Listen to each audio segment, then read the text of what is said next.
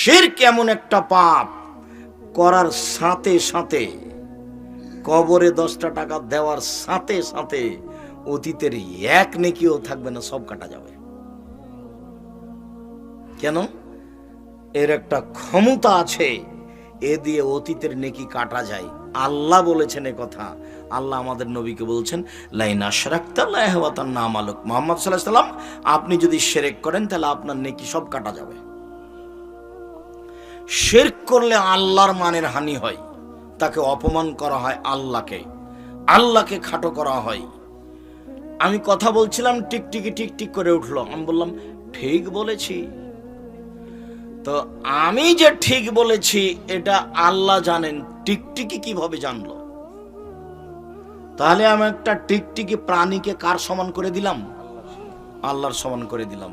তা আল্লাহর মানের হানি হলো। ছি ছি ছি ছি ছি ছি, তুমি একটা প্রাণীকে আমার সাথে করে দিলে, অথচ ও প্রাণী আমি হাতে সৃষ্টি করেছি, ওর কি দাম আছে? এর নাম হলো শিরক। শিরক করলে আল্লাহর মানের হানি হয়। শিরক করলে অতীতের নেকি নষ্ট হয়ে যায়। শিরক করলে আল্লাহর মানের হানি হয়। শিরক পাওয়ারফুল, এমন পাওয়ারফুল পাপ যে একসাথে দুইটা কাজ করতে পারে। একসাথে আল্লাহর মান সম্মানকে কমিয়ে দিতে পারে, আর একসাথে অতীতের সব নেকি কি করে দিতে পারে? নষ্ট করে দিতে পারে। আর খুব ক্ষমতা। বিচারের মাঠে শুধু খালি শিরক যদি না থাকে, সব পাপ ক্ষমা হয়ে যাবে। আর বাংলাদেশ এমন একটা দেশ যার সব জায়গাতেই শিরক।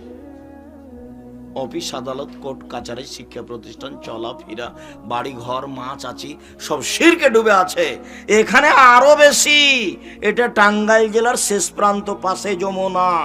এই গ্রামের মা চাচিরা সন্ধ্যা আসলে, সন্ধ্যা হওয়ার সাথে সাথে বাতি জ্বালাই।